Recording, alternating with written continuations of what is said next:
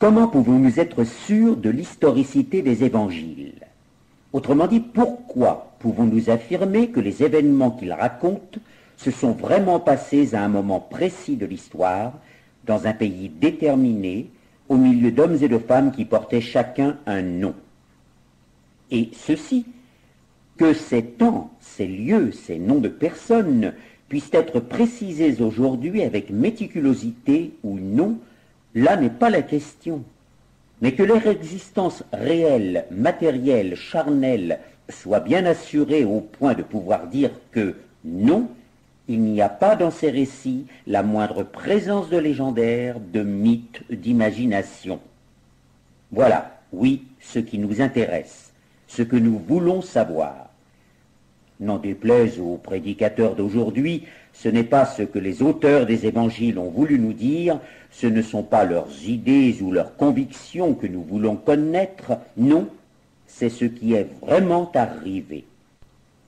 Le christianisme, que cela soit reconnu ou non, est aujourd'hui victime d'une énorme persécution. Or, le meilleur moyen de le détruire est de s'attaquer à son fondement, c'est-à-dire aux évangiles, en prétendant qu'ils ne racontent que ce que des chrétiens ont cru, et même pas cru voir ou cru entendre, puisqu'il s'agit de chrétiens de la 3e génération, n'ayant jamais vécu sur les lieux des événements. Il existe plusieurs manières de démontrer que ces affirmations sont fausses. Sans arrêt, de nouvelles découvertes viennent le confirmer. Normalement, il y a 3 façons de rechercher l'origine ou la date d'un texte. La première consiste à examiner la langue, le dialecte, le style, qui, en fait, change très rapidement. La deuxième, à analyser ce qu'on peut appeler le support, c'est-à-dire le papier, le parchemin, l'encre, la forme des lettres. La troisième, à rechercher les indices, la façon de s'habiller, de manger, de voyager, ou naturellement les références à des événements historiques dont la date est connue, sans parler des centaines de petits signes qui en disent souvent davantage qu'un long discours. Nous allons enquêter dans ces 3 directions. Voyons d'abord le langage. Jésus était un juif qui vivait une partie de son temps en Galilée, l'autre en Judée, 2 régions de la Terre Sainte. Jérusalem, la capitale, était en Judée, et plus qu'une capitale, c'était la cité sainte, la cité sacrée, parce que c'est là que se trouvait le temple. Vous pouvez voir ici une maquette se trouvant aujourd'hui à Jérusalem. Il s'agit du temple tel qu'il était à l'époque de Jésus et que les évangiles mentionnent abondamment. La ville de Jérusalem, et plus que tout le temple, était pour les Juifs ce qui existait de plus sacré au monde. Qu'ils puissent être démolis signifiait pour eux non seulement la perte de leur pays, mais celle de leur culture, de leur religion. C'était la perte de tout. Or, l'un et l'autre, Jérusalem et le temple, ont été détruits par les Romains en 70.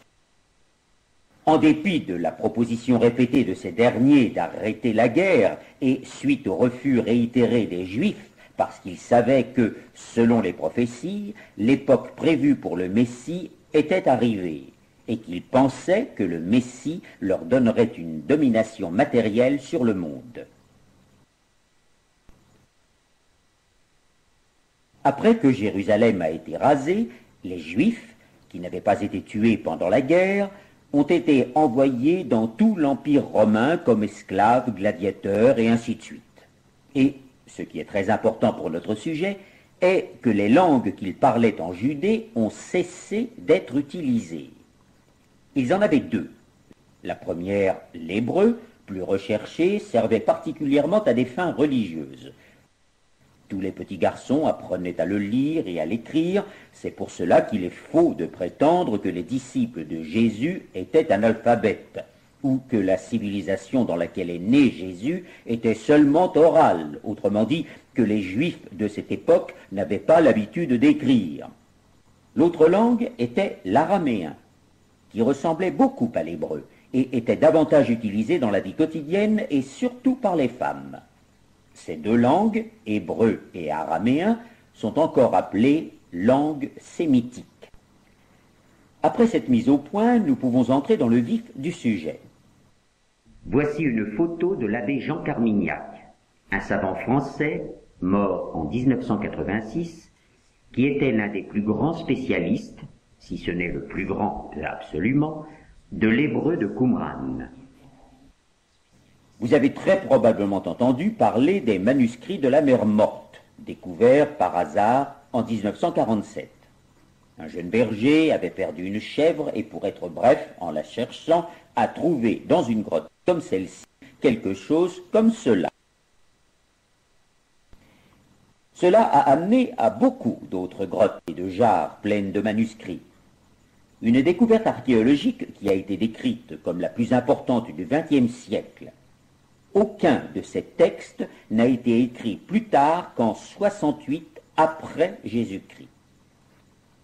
Attention cependant, parce que Jésus est mort et est ressuscité en 30 ou 33 après Jésus-Christ, car les années sont comptées à partir de ce qui est considéré comme l'année de sa naissance, qui n'est probablement pas la bonne car celle-ci précéderait celle que l'on croit de quelques années. Ce qui signifie, fort singulièrement, que Jésus lui-même a vécu après Jésus-Christ. Dans le cas qui nous intéresse, 68 signifie 35 à 38 ans après la résurrection. Aussi, gardez bien en mémoire, chaque fois qu'une date est donnée, après Jésus-Christ, d'en déduire au moins 30 ans. Pourquoi sommes-nous sûrs que ces documents ne sont pas postérieurs à 68 ? Tout d'abord, à cause de la façon dont ils sont écrits. Nous le verrons par la suite. Mais surtout parce qu'il est reconnu que ces documents ont été cachés là pour pouvoir être récupérés par la suite, à cause de l'arrivée de l'armée romaine, en 68 justement, sous le commandement de Titus qui, comme il arriva en fait, détruisit Jérusalem 2 années plus tard. Ces écrits ont dû attendre près de 2000 ans pour être récupérés. L'abbé Carmignac, comme nous l'avons vu, connaissait parfaitement l'hébreu de Qumran. Au début, quand il était encore jeune, il était sûr de ce qu'il avait appris au séminaire et dans les cours de théologie biblique, à savoir que les évangiles avaient été écrits tardivement, entre 70 et 100 de notre ère, et donc après la chute de Jérusalem, quand tous les témoins oculaires avaient disparu. Ce qui ne signifie évidemment pas que tout ce qu'ils disent est faux, bien que, naturellement, cela les rende bien plus vulnérables, d'autant plus qu'on les considérait, et que beaucoup de biblistes, hélas, les considèrent toujours, comme ayant été écrits par des communautés qui n'avaient jamais mis les pieds en Judée et qui vivaient 2 ou 3 générations après les événements. Pour ne pas parler des insinuations, toujours à la mode, comme quoi ces communautés auraient arrangé les faits pour mieux convertir le monde.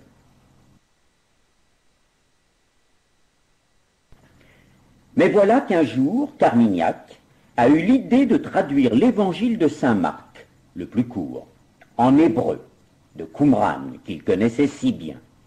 Depuis le grec, la langue dans laquelle sont écrits les plus anciens documents que nous ayons des évangiles. En effet, la langue internationale de l'Empire romain à l'époque de Jésus n'était pas le latin, mais le grec, un peu comme l'anglais aujourd'hui. Et ce fut une révélation. Au bout de quelques heures, l'abbé Carmignac était sûr, absolument sûr, que cet évangile avait d'abord été écrit en hébreu ou en araméen, rappelons que ces deux langues étaient très semblables, et ensuite traduit en grec. Non que le grec en était incorrect, mais parce qu'il était bourré de sémitisme. Pour donner un exemple en français, imaginez ce qu'un étranger peut comprendre s'il ne connaît pas nos expressions.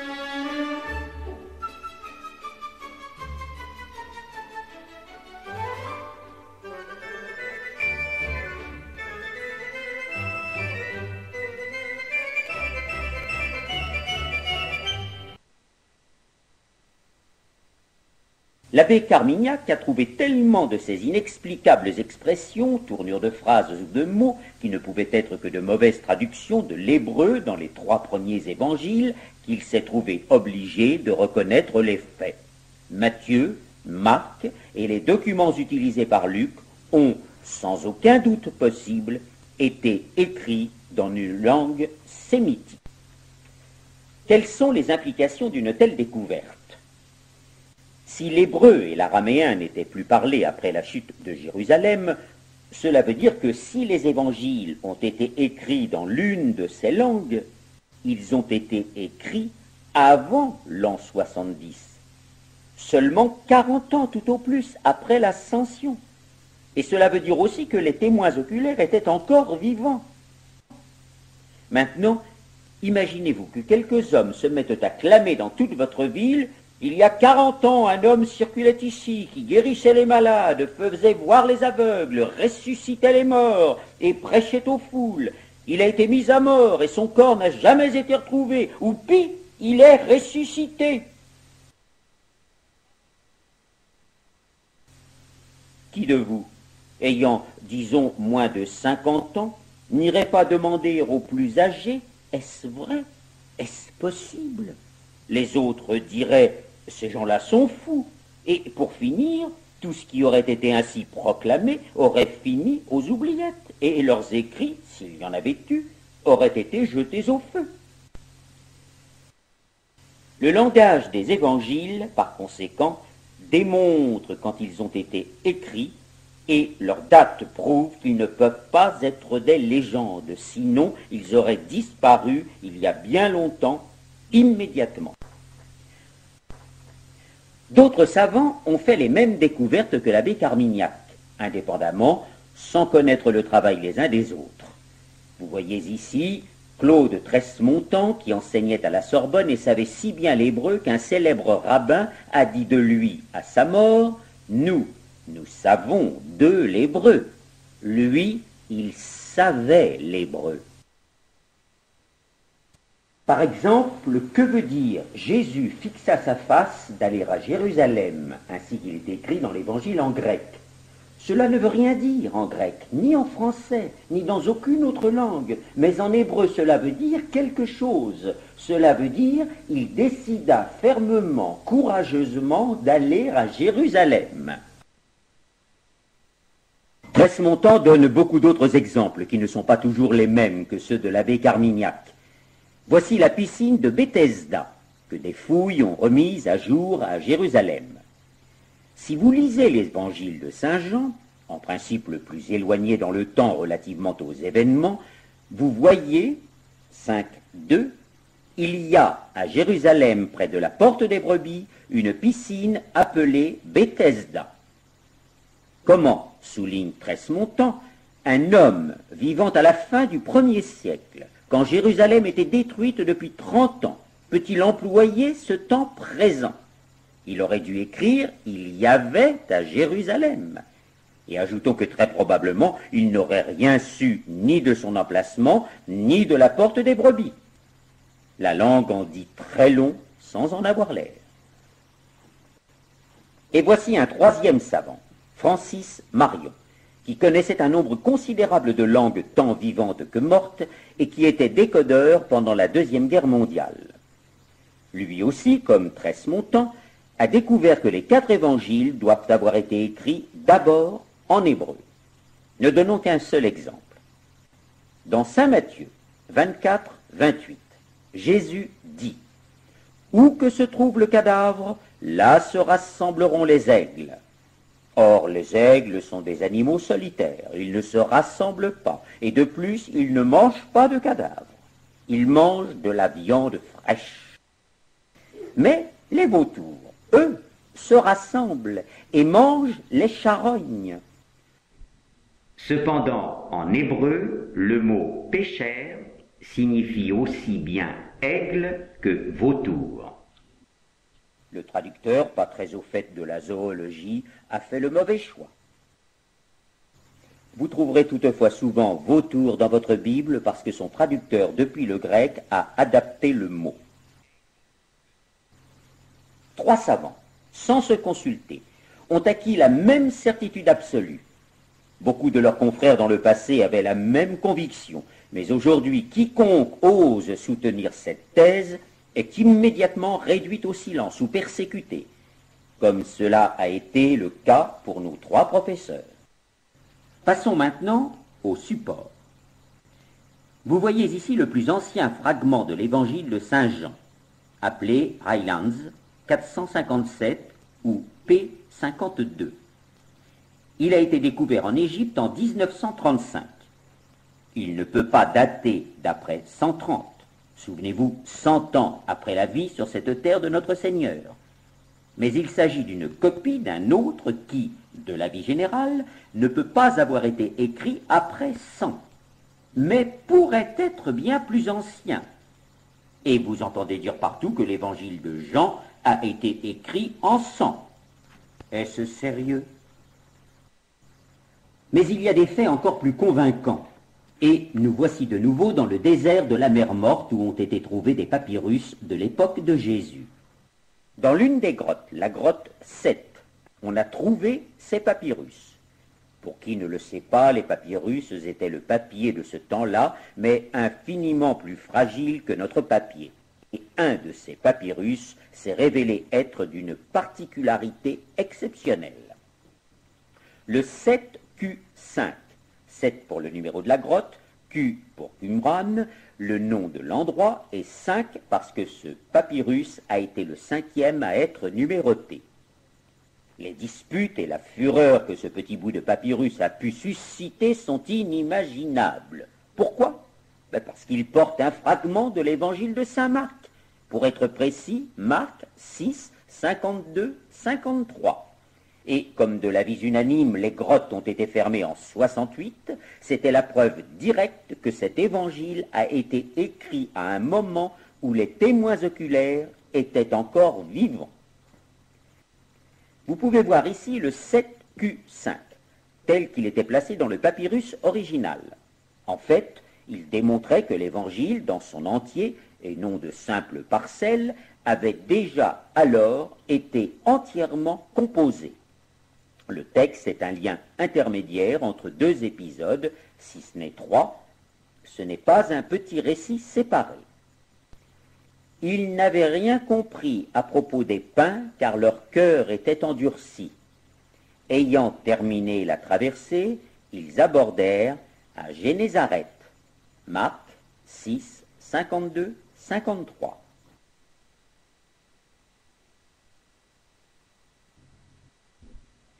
O'Callaghan est le papyrologue qui a découvert que le texte du 7Q5 est un passage de l'Évangile, et Peter Carsten Tiede l'a démontré en répondant à toutes les objections. Et personne ne sera surpris d'apprendre qu'il y a eu beaucoup de tentatives passionnées pour le contredire. Le professeur Orsolina Montevecchi, présidente honoraire de l'Association internationale des papyrologues, une des plus grandes expertes du monde en papyrologie, a examiné le 7Q5 et a déclaré qu'il s'agit de Marc 6, 52, 53. Alors que la plupart des opposants à cette thèse ne sont pas des papyrologues. Pour le confirmer, cette jarre a été découverte dans la même grotte que le 7Q5. Il a été établi que ce qui est écrit sur les jarres de Qumran donne le nom du propriétaire, de son contenu ou de son lieu d'origine. Et devinons ce qui est écrit sur cette jarre, de la façon incertaine dont un juif qui n'en savait pas l'orthographe pouvait l'écrire dans sa propre langue, Rome. Or, nous savons, par plusieurs sources de l'Antiquité, que l'évangile de saint Marc, celui du 7Q5, a été écrit à Rome. Certains ont nié qu'une communauté ait vécu sur les lieux de Qumran, mais une découverte récente et prosaïque a démonté cette thèse. Des toilettes ont été découvertes à la distance des habitations prescrites par les règles religieuses trouvées dans les documents qui se trouvaient dans les grottes. Quel que soit le nom qu'on veuille donner à cette communauté, esséniens ou autres, il est certain qu'il y en avait une qui vivait dans ce désert. Abordons maintenant l'autre grand support de la date haute des évangiles. Ces fragments d'un unique papyrus, il en existe encore 2 parcelles en Espagne, portant, c'est hors de doute, plusieurs segments de l'évangile de saint Matthieu, dormaient depuis 1901 au Magdalen College d'Oxford, quand en 1994, Tidd a discerné que ce papyrus ne datait pas de la fin du IIe siècle, comme on le pensait jusqu'alors, mais de 60 environ après Jésus-Christ, et certainement pas plus tard que 70. Encore une fois, quand les témoins oculaires étaient toujours vivants. Indice pour la date. Et nous en arrivons aux indices. Commençons par les indices relatifs à la date des évangiles. Cette dame, Jacqueline Genot-Bismuth, professeure à la Sorbonne Nouvelle, était athée ou agnostique, mais d'origine juive. Elle était spécialiste en histoire du peuple juif pour le 1er siècle avant Jésus-Christ et le 1er siècle après Jésus-Christ. Elle a été autorisée à faire des fouilles à Jérusalem après la guerre des 6 jours en 1967 et a, de cette façon, fait beaucoup de découvertes intéressantes. Par exemple, celle de la maison de Caïphe, le fameux grand prêtre des évangiles qui a déclaré que Jésus devait être mis à mort, ou cette sorte d'habitation du temps de Jésus où vous pouvez observer du mobilier en pierre. La pierre était considérée comme pure, si bien que lorsque les Juifs avaient fait leurs ablutions rituelles avec de l'eau provenant de jarres en pierre, comme celle de cette photo, ils gardaient leur pureté. C'est ce genre de vase, et il y en avait de plus grands, qui était utilisé quand Jésus a transformé l'eau en vin aux noces de Cana. Ce professeur, non chrétien, a établi que l'auteur de l'évangile de Saint Jean, quel que soit son nom, n'a pas seulement été un témoin oculaire des événements qu'il a relatés, mais que les moindres détails qu'il donne ne peuvent provenir que de quelqu'un qui était familier du milieu des grands prêtres et très au fait de toutes leurs habitudes, les rituels et les règles de la société du temps. Il n'y a pas une erreur. Cette jeune femme, Ilaria Ramelli, enseigne à l'Université catholique de Milan. Elle sait un nombre incroyable de langues, particulièrement celles de l'Antiquité, et a été capable de traduire des textes anciens que personne n'avait réussi à comprendre. Elle a décidé de lire tous les écrits de l'Antiquité païenne pour voir s'il s'y trouvait quelques indices de la connaissance du Nouveau Testament. C'est le titre d'un de ses ouvrages. Et en a collecté une riche moisson. Beaucoup de références aux évangiles se trouvent dans un roman comme le Satyricon de Pétrone, mort en 65 après Jésus-Christ, ou une pièce de théâtre comme Hercule Euthéus, œuvre d'un auteur inconnu, mais de cette époque, peut-être de Sénèque, mort lui aussi en 65. Elle démontre aussi que ces œuvres ne peuvent pas avoir été le modèle des évangiles, mais au contraire que ces écrits païens étaient très probablement faits sur le modèle de ceux des chrétiens. Et donc, nous avons la preuve supplémentaire que non seulement ces auteurs païens connaissaient les évangiles, mais aussi leur public de Rome. De fait, Mademoiselle Ramelli donne beaucoup d'autres exemples démontrant que nos textes sacrés étaient connus dans l'Empire romain très peu de temps après les événements.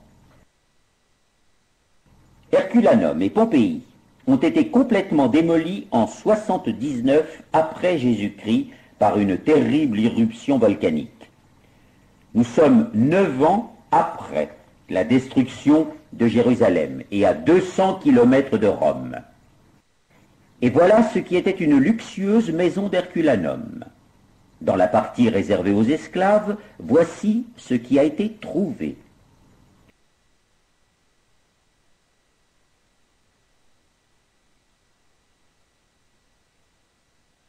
Une autre croix a été retrouvée à Pompéi. et aussi ce graffiti dont la signification est débattue, mais qui a certainement quelque chose à voir avec les chrétiens. Comment la connaissance de cette religion a-t-elle pu rejoindre ces petites villes sans les évangiles? Et comment des hommes et des femmes pouvaient-ils être chrétiens et se faire brûler vifs par Néron en 64 après Jésus-Christ à cause de leur foi, s'ils n'avaient que des paroles qui volent et disparaissent sur lesquelles s'appuyer? Allons maintenant à Nazareth, la ville de la Vierge Marie où Jésus a passé toute sa jeunesse. Bellarmino Bagatti, un éminent archéologue, a trouvé ce graffiti dans la grotte qui faisait partie de la maison de la mère de Jésus. Et grâce à son immense savoir, même si cela ne plaît pas à tout le monde, il l'a daté du 1er siècle. Que signifie-t-il? C'est une abréviation de « Je vous salue Marie », les premiers mots de l'ange à la jeune Vierge lors de l'Annonciation, écrits là par un chrétien du 1er siècle, quelques décennies après les faits. Nous arrivons maintenant à quelque chose de très étrange, dont il n'a été tenu aucun compte.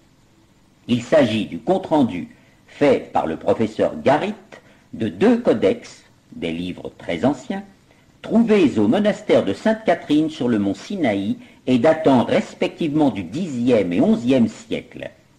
Il donne pour les évangiles des dates précises. 8 ans après l'Ascension pour saint Matthieu, 11 pour saint Marc, 15 pour saint Luc, 32 pour saint Jean. Les mêmes dates avaient été formulées en 836 au synode de Jérusalem, présidé par les patriarches melkites d'Antioche, d'Alexandrie et de Jérusalem. Cela ne prouve rien de façon certaine, mais pourquoi cela n'a-t-il pas été pris en considération? Pourquoi ces dates sont-elles si précises? Indice qui confirme les évangiles. Ce papyrus, le 4Q 321, découvert lui aussi à Qumran, ne confirme pas l'évangile, mais quelque chose de très cher aux chrétiens, la date de Noël. Il dit que la famille de Abia était de service au temple de Jérusalem à la fin de septembre.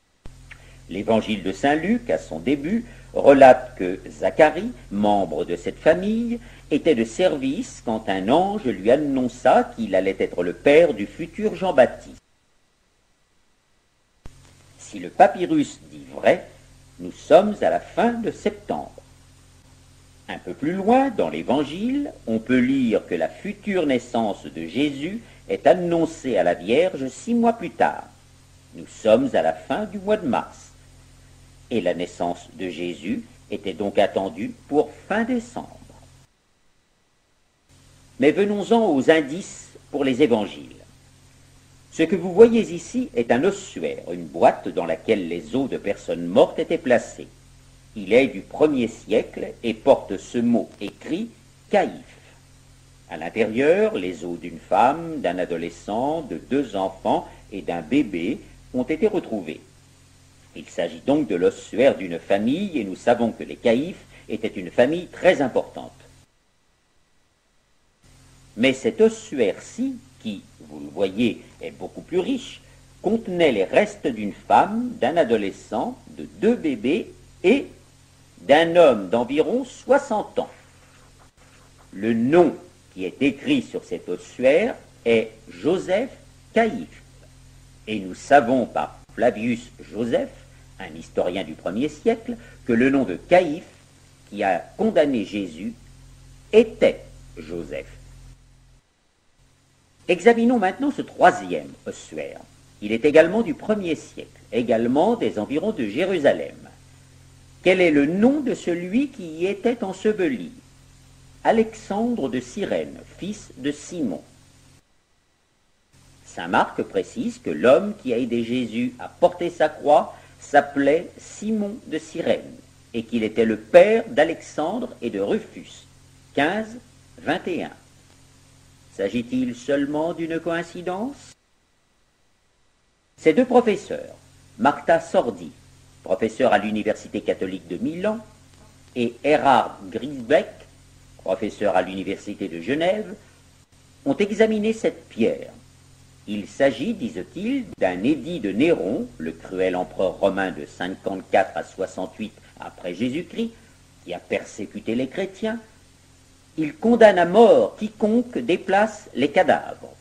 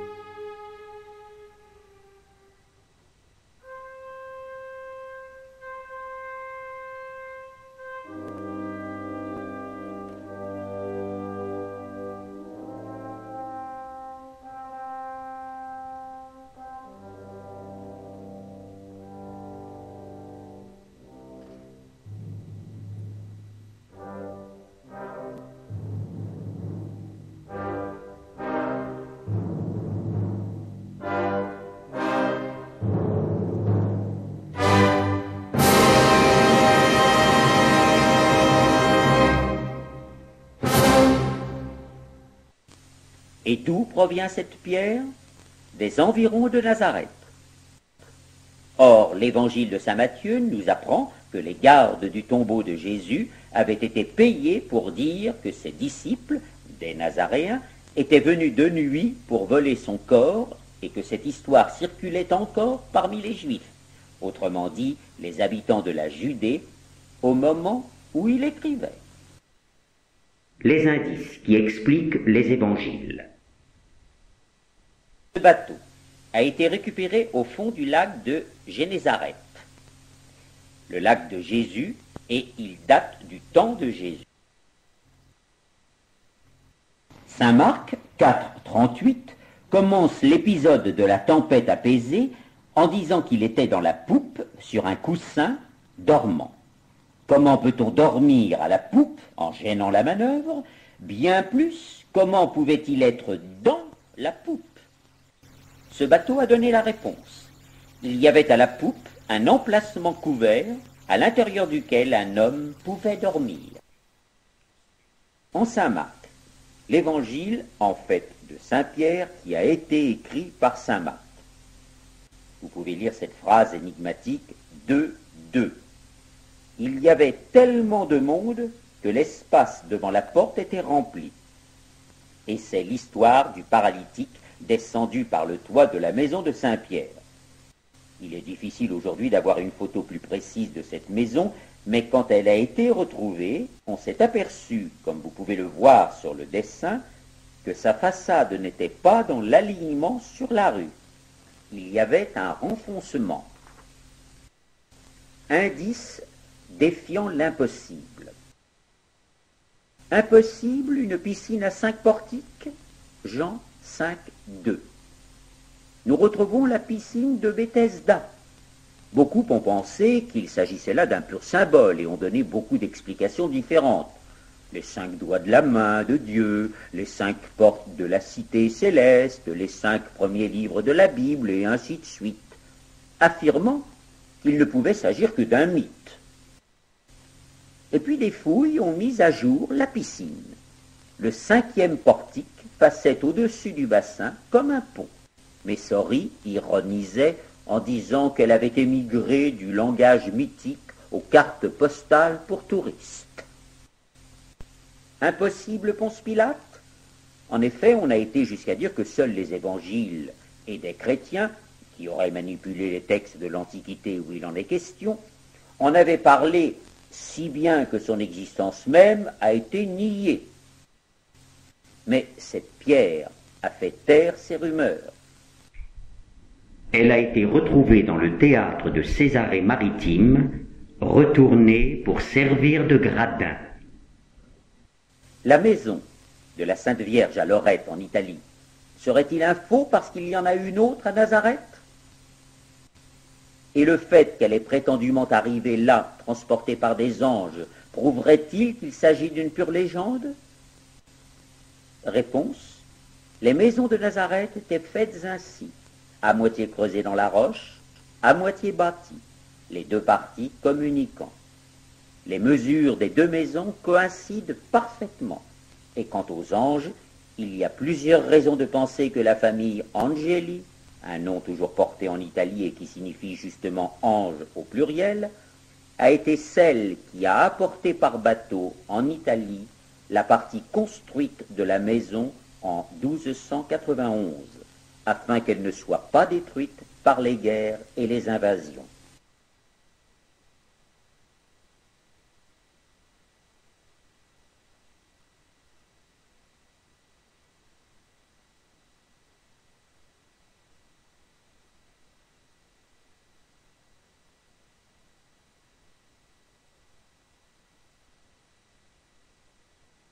Reliques des apôtres et des évangélistes. Pour montrer que les apôtres et les évangélistes n'étaient pas des mythes, mais des hommes en chair et en os, voyons rapidement ce qu'il nous reste d'eux aujourd'hui. Voyez ici ce qui a été trouvé sous la basilique de Saint-Pierre de Rome avec des ossements. Le professeur Margherita Guarducci, éminente paléographe, mondialement connue, a déclaré après examen approfondi qu'il s'agissait sans aucun doute possible des os de Saint-Pierre. Les fils qui vous sont présentés ici sont ceux des tissus qui enveloppaient le corps. Or, couleur de la royauté, il était le prince des apôtres. Rouge, couleur du martyr.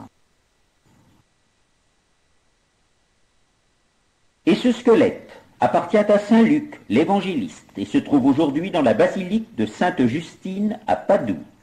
Ceci a été confirmé par un groupe important de scientifiques de nombreuses disciplines différentes qui ont travaillé pendant 2 ans et 77 sessions, plus 59 autres savants lors d'un congrès qui s'est tenu en l'an 2000.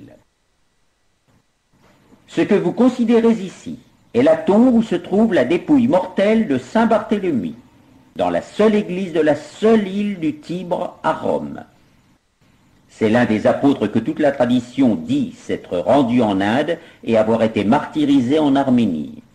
Mais le contenu de ce sépulcre n'a pas encore été analysé comme celui de la tombe de saint Luc. La prison Mamertine, à Rome, est l'endroit où saint Paul et saint Pierre, qui a été crucifié la tête en bas, ont été incarcérés. Ils avaient converti et baptisé leurs gardes avec l'eau qui a jailli là. Voyez le puits. 2 endroits à Rome se disputent l'honneur d'avoir hébergé saint Paul. San Paolo alla Regola et Santa Maria in Via Lata. Mais comme saint Paul est venu 2 fois à Rome, il ne devrait pas y avoir tant de problèmes. Voici le sous-sol de Santa Maria in Via Lata. Là, selon la tradition, ont séjourné saint Paul et très probablement également saint Pierre. Saint Luc y aurait même écrit au moins une partie des actes des apôtres. La tradition et de vieux documents parlent aussi de saint Jean et de saint Marc, saint Martial, saint Timothée. Avec l'eau de ce puits, saint Paul aurait baptisé sainte Sabine. Tout le monde savait que la tombe de saint Paul se trouvait sous la basilique de saint Paul, à Rome, mais c'était contesté. En 2007, il a été démontré, grâce à des fouilles et au jugement des experts, que la tombe, ou plus exactement un sarcophage qui se trouve là, a toutes les chances d'être celui de saint Paul. Vous pouvez prendre ici connaissance d'un fac-similé de la pierre tombale. Une belle église se dresse au-dessus de ce qui pourrait bien avoir été la maison où a été accueilli saint Marc, de façon à ce qu'il puisse écrire son évangile. Clément d'Alexandrie et Papias, au IIe siècle, ont écrit que des amis lui avaient prêté une maison au pied du Capitole à Rome, en le suppliant d'écrire ce qu'il avait entendu et traduit de la prédication de saint Pierre. Les sous-sols de l'église contiennent plusieurs constructions, dont la plus profonde est une villa romaine remontant à avant le IIe siècle. Mais tout est dans un état lamentable et continue à se détériorer. Cependant, les nouvelles de l'association Carmignac, dans son numéro 28, décembre 2005, a publié un bon nombre d'indices montrant qu'il y a de bonnes chances qu'il s'agisse là du lieu de naissance de l'évangile de saint Marc. La mosaïque qui vous est ici présentée est le pavement de la basilique du IVe siècle sous la basilique actuelle. Voyons pour finir les reliques concernant les évangiles eux-mêmes.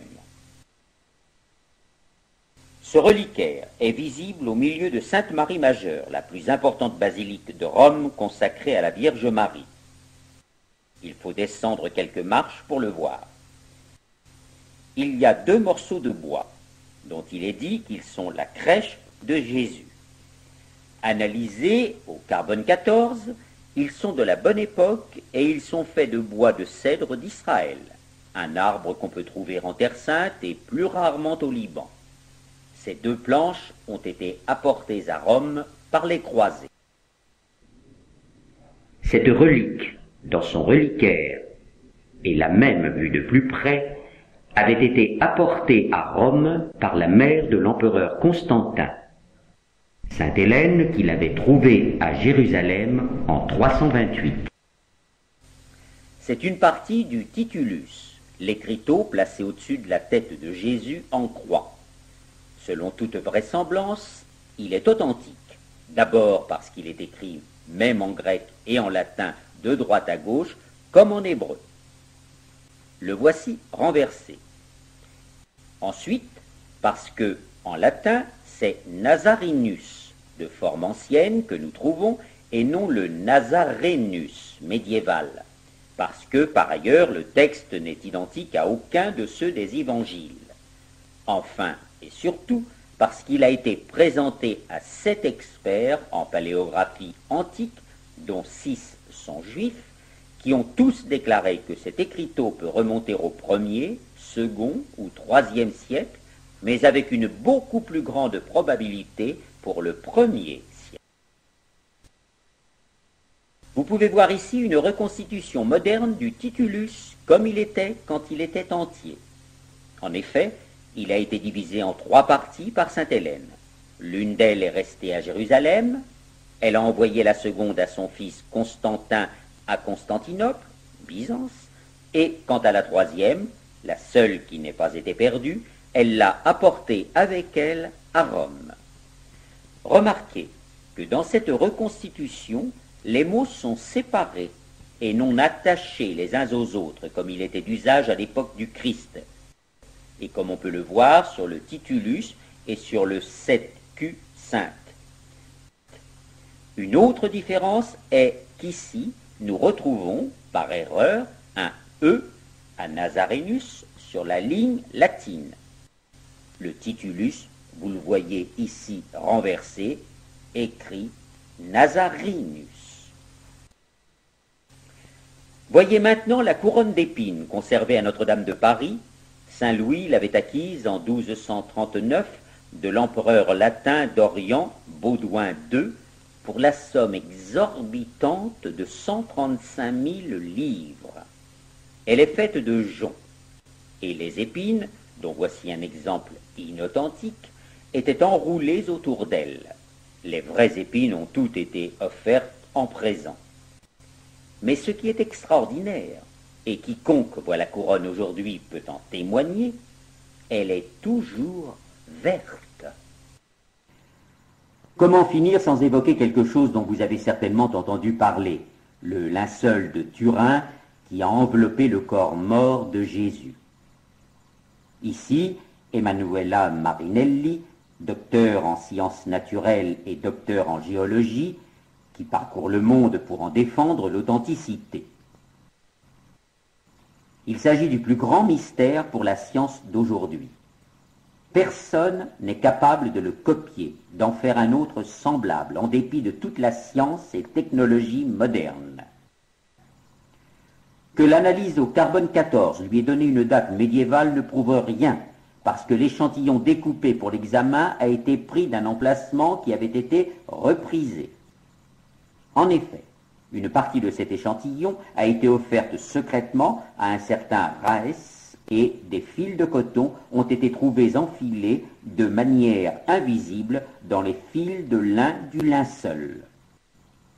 Le tissu de la relique montre, sans aucun doute possible, qu'il a enveloppé un corps mort, mais les taches de sang humain ne montrent pas de stries, comme cela aurait été le cas si le corps avait été ôté quand le sang était encore humide.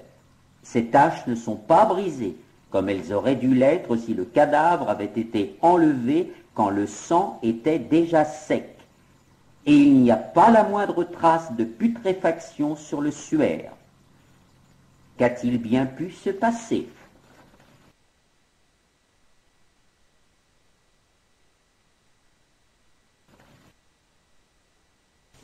Au 8e siècle, à Lanciano, dans les Abruzzes, en Italie, un prêtre qui doutait de la présence réelle dans l'Eucharistie a vu de ses propres yeux l'hostie se transformer en chair et le vin en sang.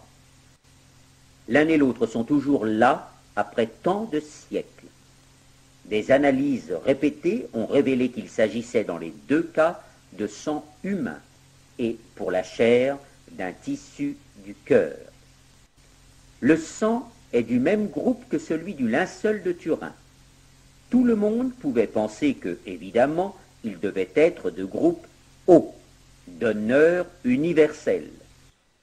Ceux qui ont ce type de sang peuvent le donner à tous, mais ne peuvent en recevoir que de qui a aussi le sang O.